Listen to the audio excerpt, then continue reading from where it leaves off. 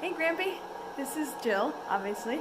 I wanted to make a video of me roasting coffee that I'm going to send to you for your birthday, and I thought you'd like to see the process of it because it's kind of scientific, and hopefully you can enjoy it even more now that you will learn about the process. So here goes. Alright, so here is my setup. I already weighed out my coffee. Scale's not on, but it was 95 grams. I like to track everything in my coffee notebook here and write it all down so you can see some of my old roasts. I like to keep track of it just for science sake. It's kind of like a lab notebook. I've got my coffee here that I bought from the local coffee shop, and again, we've got our green beans right here. This is my popcorn popper that I make coffee in. This is how I roast coffee. It's kind of weird, but it works. So, I've been warming up the popcorn popper for about 5 minutes, and I'm going to take this top off, and I'm going to pour the coffee in here in the top. Now, for the first minute or so, I have to stir it, so I've got a wooden spoon here, and you can see the coffee's like kind of moving a little bit. Let me get a little light. There we go. By itself, but I have to use the handle of the spoon. Now you'll see this stuff flying off of the coffee. That's called chaff or chafe, and it's like the coating that covers the coffee bean when it's in the fruit, and it's kind of a protective covering when it's in the fruit, but after the beans have been harvested and dried, it doesn't really need to protect it anymore. So at the beginning stages of the roast, I like to stir this so that all the chaff comes off and the roast can go underway. And let me just focus in here. You can see the coffee is getting a little bit darker, but not like a ton. I've been roasting for about a minute now. Most of the roasts that I do will last anywhere from 8 minutes to 16 minutes with this coffee roaster, or the popcorn popper, depending on a lot of different things, but we'll see how this goes. So you can see it's kind of moving along by itself, so I'm not going to stir it as much, although it looks like it might need a little bit here. Kind of like to go stir it in the middle and then on the outside. This is an air popcorn popper, so that's how it's moving the beans around, and obviously it's hot air. So now that we're at this point, I cover it with the cover from earlier, so that that heat stays in and the coffee can roast even longer.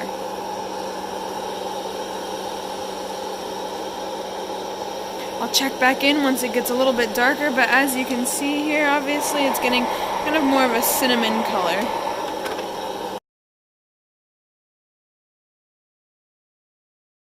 Alright, so it's been about a minute more, and you'll start hearing some cracking sounds soon. Or popping. That is called first crack, and that is what happens when the coffee reaches a point where I think it's like the heat on the outside is now reaching the inside of the bean. It's just like, you know, thermodynamics and all that fun stuff. But you can kind of hear the cracking now. I'll get a little bit closer.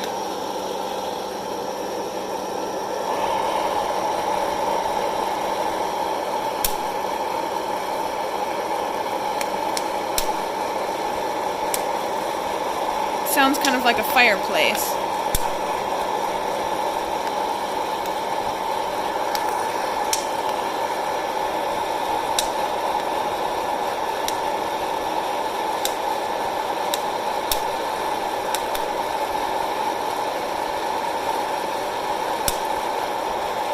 Now, most places that roast coffee might actually stop roasting it around now. Since it's first cracked, this would be a city or city plus roast. You can tell that it would be considered that it's about at a cinnamon color, and you can see the little cracks there on the bean, the seam. There's still some chaff there, or chafe, whatever. So this would be kind of like a medium roast, but obviously since I'm roasting this for you, I'm gonna roast it a little bit longer so it's a nice dark roast. The roasts vary from city, city plus, full city plus, Vienna, and then French and Italian, and then burnt. So I'm probably going to take this to a Vienna or possibly a French, but definitely getting it up there in the dark roast category, if you will. I'm going to stir it here with my spoon. Again, I've been roasting for about 5 minutes. That's pretty good with the popcorn popper. You can see, pardon my mess, it's plugged into the wall directly. If you plug it into an extension cord, it will take longer just because there's less electricity coming to the popcorn popper. Stirring it up here a little bit just to get some of those light colored beans down towards the bottom so they can get roasted evenly.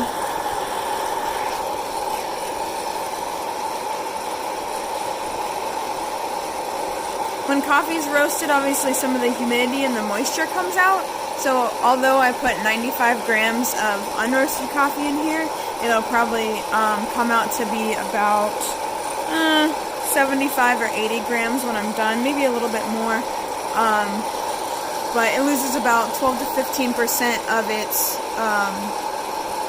weight with all of the moisture and the water roasting out. You can see even more of that chaff coming off, and I'm just going to keep an eye on it here. Again, this is definitely a medium roast. You can see how light the beans are. You can kind of compare it to the black of the side of the roaster. And again, you can still see the chaff in that crack of the bean, so you know it's a pretty medium roast. Just going to cover it here because I want to make sure the heat stays in. One issue with roasting coffee that home roasters have sometimes, and what I have, is that sometimes the heat may not stay in the roaster and heat the beans continuously throughout the time period. So if you're thinking about a graph, you want to make sure that the upward line of the graph is constantly going up to the right. You never want to have a plateau of temperature because that can make for some funky beans. I'll stop in a second. Very quickly before I go back to the roaster, you can see how much of the chaff has come off. In a normal coffee roaster, like a big one that you'd have in a coffee shop, this would all go and be collected in the bottom of the roaster, or it would get burned off in what's called an afterburner. An afterburner also helps with the smell of coffee because the roasted coffee tends to kind of smell like burnt cereal. Still going on there. You can see it's definitely gotten darker here,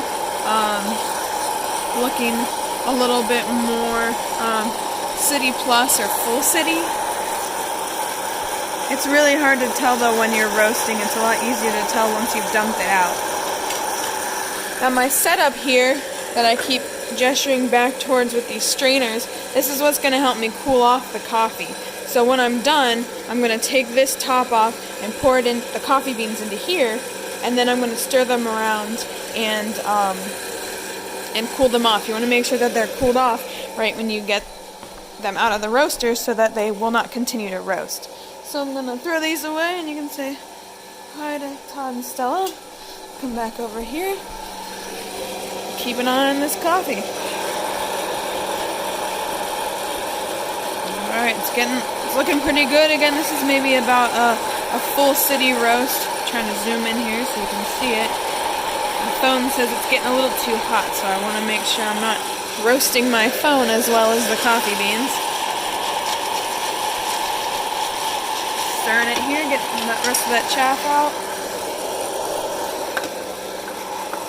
Give it about a minute.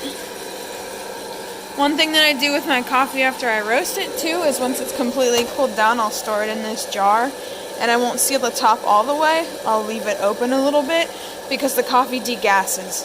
So for 24 to 48 hours after I roast the coffee, I make sure that gases are able to escape out of the jar. If not, when you open it, it might pop off actually because of how much gas is coming out of the beans. It's crazy. See in here. definitely getting darker. You might hear some cracks every once in a while. Those might just be delayed first cracks, but eventually we will get to second crack. I might dump it before second crack, but second crack is definitely in the darker stages of the coffee roasting.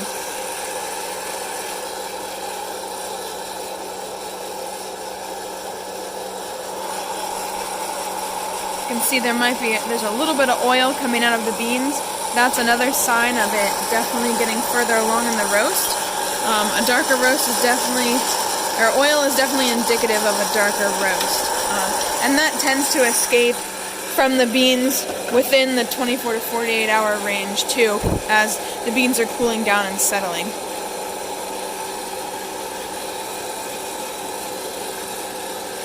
Sorry, the camera's a little shaky.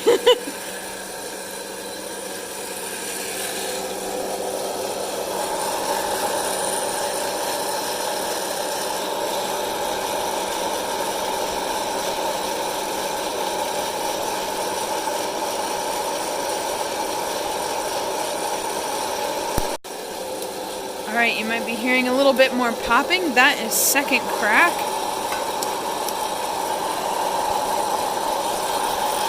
We're definitely getting into the darker stages of the coffee roasting process.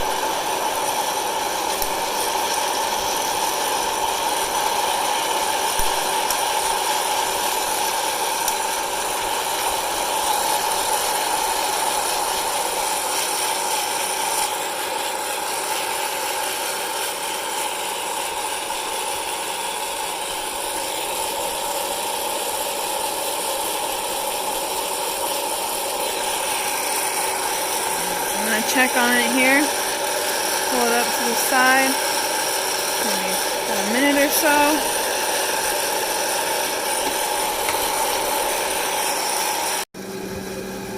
Alright, so I've got the camera set up here so you can see me dump the coffee.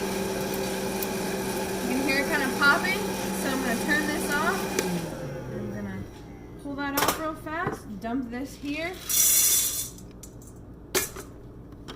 and the first step that we do is we just shake it and trying to cool it off. So what I do is I'll take my strainers, I'll pour it in between the two strainers, so you can kind of see some of the chaff is coming off as I'm stirring it like this, but I just put them back and forth in between the two strainers until it cools down totally. And that's a big thing that you want to focus on, or that I focus on when I'm roasting, is just making sure that the beans cool totally down, because you don't want to have the beans continue to be cooking if you have them in a bowl or something just sitting there right after. So you can see here the beans.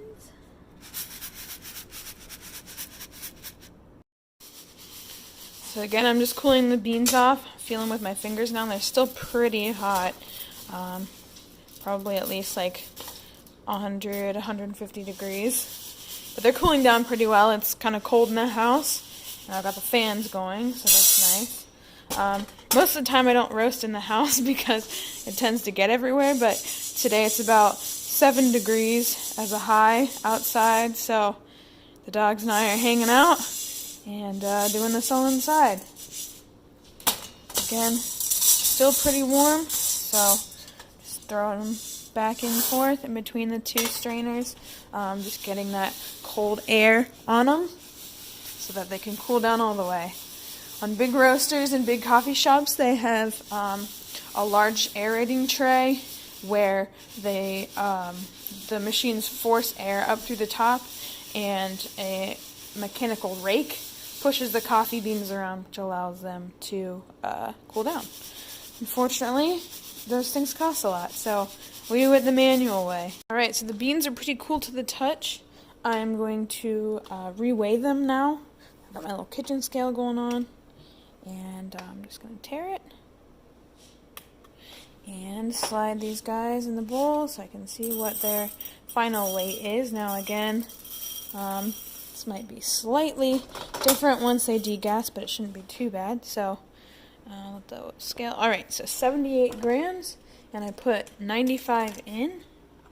So you can see just how much moisture or water was contributing to the weight of the beans. So put these here in the light so you can see. So this is the final product. Yeah. The best thing to do is wait about 24 hours again for the beans to degas before you decide to enjoy it. I know some people like to enjoy a cup of the beans they've just roasted right after, but I don't really like to do that. I like to give it time to breathe. Now, one thing, obviously coffee roasting is a science and an art. Here's an example of something that I need to work on with my roasting. I don't know if you can see, let's see. Close up here. You can kind of see the back of this bean has something blown out of it, or the back is blown out. Focus. We'll see. That is because the bean got too hot too quickly. And that could just be because of the fact I'm using a popcorn popper. It could also be a lot of different things. So what I need to do is, most likely I need to roast the coffee with that top off, this hole right here. Take this off and allow it to slowly heat up. I could also reduce my warm-up time for the popper and yeah, a lot of other stuff. So it's cool. Like I said, it's like a science and an art. But I wanted to share that with you, and I wish you a happy birthday. Hopefully you enjoyed this video and a little bit more connection with your coffee.